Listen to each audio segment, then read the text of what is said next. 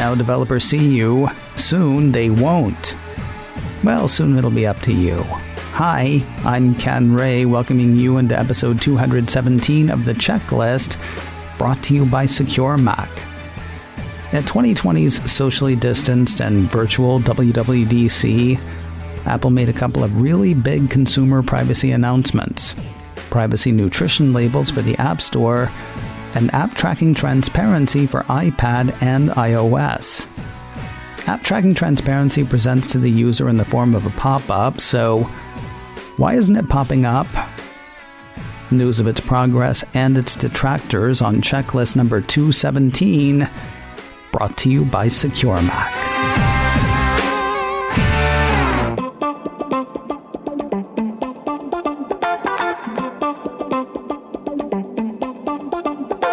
Data Privacy Day was last week, and Apple marked the day in many, many ways. There was a press release, there was a report illustrating how consumer data is harvested, there was info about app privacy labels and app tracking transparency, and there was a speech by Apple CEO Tim Cook.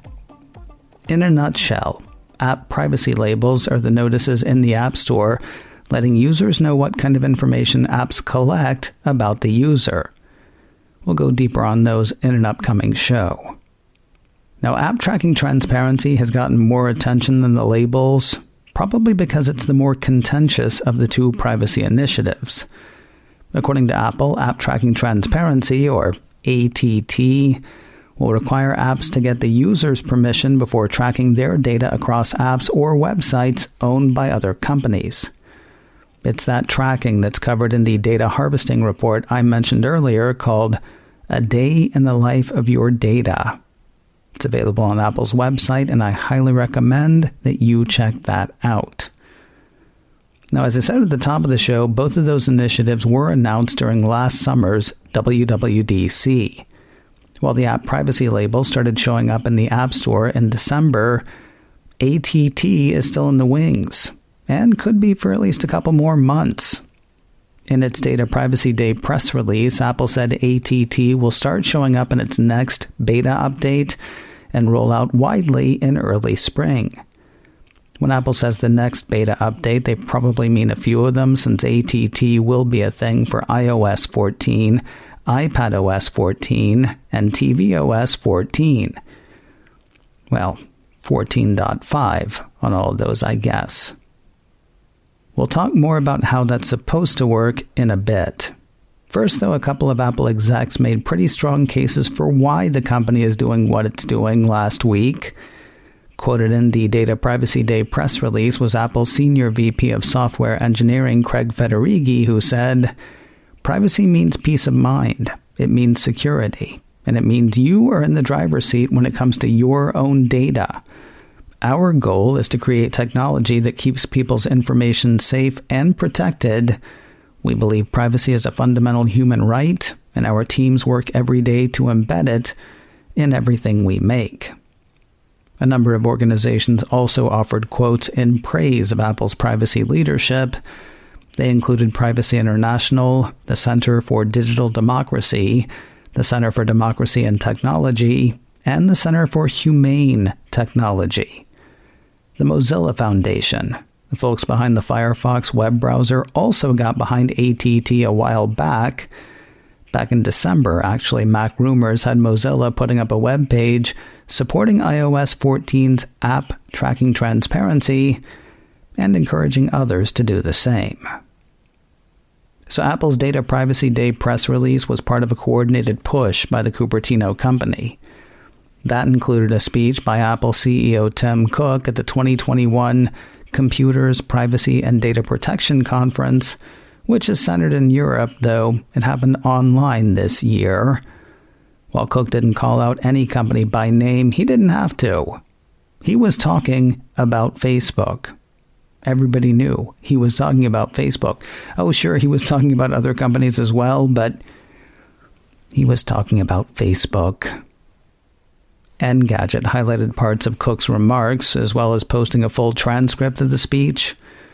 First, he brought the scary, saying the fact is that an interconnected ecosystem of companies and data brokers, of purveyors of fake news and peddlers of division, of trackers and hucksters just looking to make a quick buck, is more present in our lives than it has ever been. And it has never been so clear how it degrades our fundamental right to privacy first, and our social fabric by consequence. And yet Cook expressed hope. Hope in the form of GDPR in the EU, in the form of privacy legislation passed in California, and yes, in the form of stuff that Apple's doing, like its A Day in the Life of Your Data report, its App Store privacy labels, and the upcoming ATT implementation. Then he started hammering on Facebook without saying the name Facebook. Quoting the CEO, "Technology does not need vast troves of personal data stitched together across dozens of websites and apps in order to succeed. Advertising existed and thrived for decades without it, and we're here today because the path of least resistance is rarely the path of wisdom." Cook went on to say if a business is built on misleading users, on data exploitation, on choices that are no choices at all, that it does not deserve our praise. It deserves reform. At a moment of rampant disinformation and conspiracy theories juiced by algorithms, we can no longer turn a blind eye to a theory of technology that says all engagement is good engagement, the longer the better, and all with the goal of collecting as much data as possible. Too many are still asking the question, how much can we get away with, when they need to be asking, what are the consequences? Further into his remarks, Cook added, it is long past time to stop pretending that this approach doesn't come with a cost of polarization, of lost trust, and, yes, of violence. Then the CEO got even more pointed, saying a social dilemma cannot be allowed to become a social catastrophe. See, it's his use of the word social that really lets you know that he's naming Facebook without saying Facebook. Cook circled back to Apple as well, saying, call us naive, but we still believe that technology made by people, for people, and with people's well-being in mind is too valuable a tool to abandon. We still believe that the best measure of technology is the lives it improves. The whole speech is worth checking out. You can read a transcript of it on Engadget.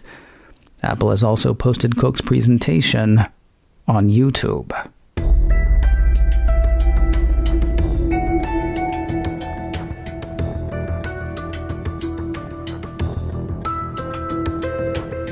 While Mozilla and other organizations are on the side of ATT, no organization has been more openly opposed to it than Facebook. Early on in the app tracking transparency talk, Facebook said their concern with Apple letting people decide that they didn't want to be tracked wasn't for themselves, but for the small businesses whose targeted Facebook ads would suddenly be less effective. They even bought full-page ads in papers like the Washington Post, the New York Times, and the Wall Street Journal to make their case, because nothing says we're fighting for the little guy like a full-page ad in the Wall Street Journal. According to a piece last December from The Verge, Facebook claims Apple's changes will be devastating to small businesses that rely on its ad network to generate sales. The newspaper adds direct small businesses to Facebook's Speak Up for Small Business site, where a series of business owners speak out about Apple's changes. Small businesses deserve to be heard, Facebook wrote. We hear your concerns, and we stand with you. Then just one day later, Facebook did it again, turning to those same small-town papers with another full-page ad. This time, said a mid-December piece from Engadget, Facebook is focusing on how it believes the upcoming policy changes will impact users everywhere. It explains that if small websites, such as cooking blogs, can't make ends meet with ads, creators will be forced to start charging subscription or in-app fees. That development will make the internet much more expensive and reduce high-quality free content, the ad read. Didn't it stand to reason, though, that what could conceivably hurt advertisers could hurt the platform on which they advertised as well? Put a different way, if Facebook ads became less effective, might people not stop buying them, and might that not hurt Facebook? After months of deflecting worry onto others, Facebook finally kind of came clean last month. Another piece from Engadget says in the statement, Facebook CFO David Wenner said the company's advertising business could start to take a hit beginning late in the first quarter. We continue to face significant uncertainty as we manage through a number of cross currents in 2021, Wenner said. We also expect to face more significant ad targeting headwinds in 2021. This includes the impact of platform changes, notably iOS 14, as well as the evolving regulatory landscape. Is that Facebook crying uncle? Well, maybe. But it doesn't mean it's done fighting, in word or deed.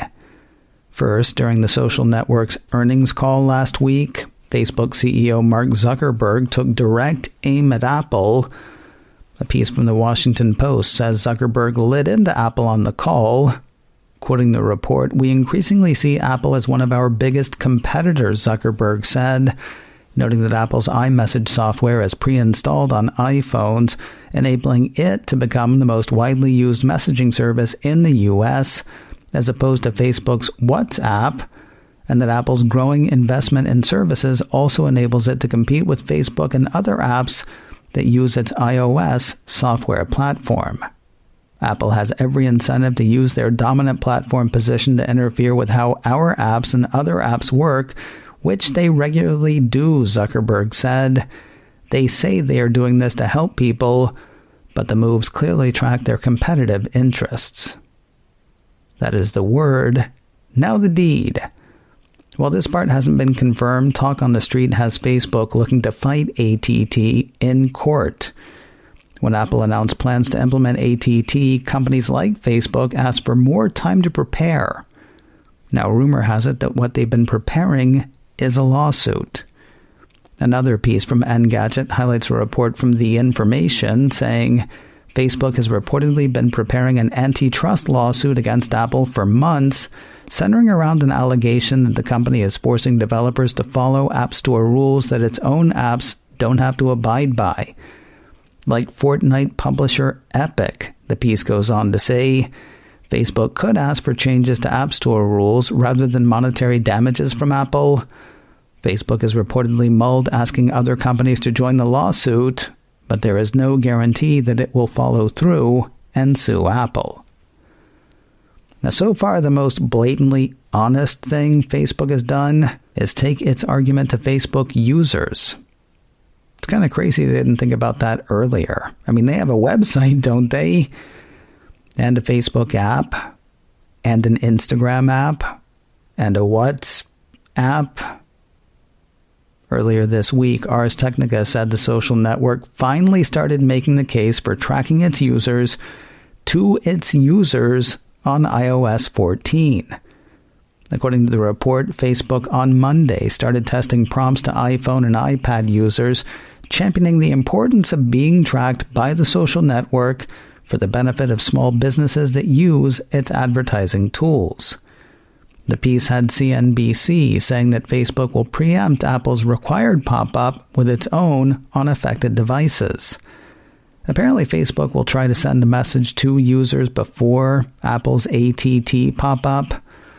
From what CNBC's seen, that'll say, allow Facebook to use your app and website activity, get ads that are more personalized, support businesses that rely on ads to reach customers.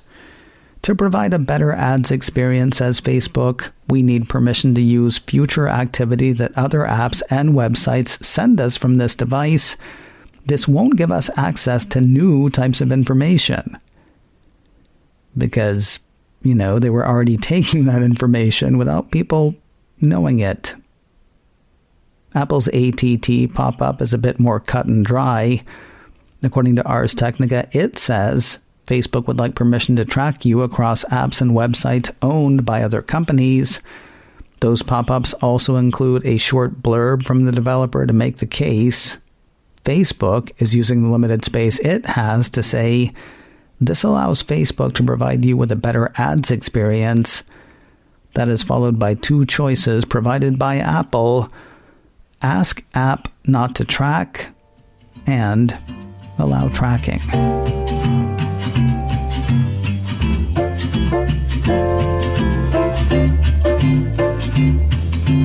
With all of the changes worrying Facebook, what is Apple doing to help advertisers? We'll look at that in a moment, but first a word about MacScan 3 from Secure Mac. Recent numbers from Canalys say Mac sales grew 16% in 2020. Gartner says Mac sales were up over 22%, while IDC says they were up 29%. Okay, they don't agree on the exact numbers, but they do agree on one thing. Lots of new Macs in 2020, and lots of people new to the Mac. You know what that means? Lots of new targets for bad guys. Protect your digital self with MacScan 3. MacScan 3 is a great defense against malicious software attacks aimed at your Mac. It's developed by Secure Mac, trusted names in computer security and developers of exceptional security software for the Mac for over 20 years. MacScan 3 detects and removes Mac malware, catches keyloggers, removes tracking cookies, and provides full-range or targeted scanning, all without crowding up your hard drive or slowing down your machine. Sign up for a free 30-day trial today at securemac.com/MacScan. Then when you decide to buy for less. You can take a little off your subscription to MacScan 3 with offer code CHECKLIST. Try it first. Watch it kick those tracking cookies to the curb. Then when you're ready to buy for less with offer code CHECKLIST at securemac.com/MacScan. As I mentioned earlier, when Apple first announced its app tracking transparency plans, companies like Facebook and online ad networks asked for more time to figure out how they were going to do business in an ATT world. Because, this is going to shake things up for them. Earlier this week, Apple clued developers in on tools to which they will have access. MacRumor says Apple published new App Store guideline updates for developers this week. While they made a number of tweaks, we'll focus here on the changes tied specifically to app tracking transparency in iOS 14.5. We'll start with a section spelling out what we've all heard was coming. MacRumor says the new 5.1.2 rule applied to app tracking transparency requires developers to ask for explicit permission before tracking user activity. And there is nothing ambiguous about it. Reading the rule, it adds the words, "You must receive explicit permission from users via app tracking transparency APIs to track their activity." It also provides a link where interested parties can learn more about tracking. Now, the part where Apple is doing something to help comes in the form of SKAdNetwork 2.2 and private click measurement APIs. Apple highlighted those, identified in the report as alternatives to more invasive user tracking methods. According to MacRumors, SKAdNetwork 2.2 allows developers to display and measure ad effectiveness while preserving user privacy, while private click measurement, an iOS 14.5 feature, lets ad networks measure the effectiveness of advertisement clicks within iOS apps that navigate to a website, but in a privacy-focused way. Well, that's probably not as effective as being able to track behavior of individuals and target those individuals with tailored ads. Apple is at least giving advertisers ways to see whether their ads are hitting the more general targets at which they're going to have to aim. Hey, if you're looking for more security news and how-tos, the place to look is securemac.com/checklist. There you'll find notes for this show, for the last show we did, for every show we've done so far, and you can listen to every show right there as well. It all starts in one place, securemac.com/checklist. If you like the checklist, please do us a favor. Share the show with people you know, on Twitter, on the socials, in conversation, if conversation's a thing you do. And wherever you found this show, please leave us a review. And thanks. If you have a question you would like to ask or a topic you would like to hear us hit, our email address is checklist@securemac.com. That address again is checklist@securemac.com. And if you can't remember that, please do remember this. You're listening to The Checklist, brought to you by Secure Mac. And we'll talk to you next week.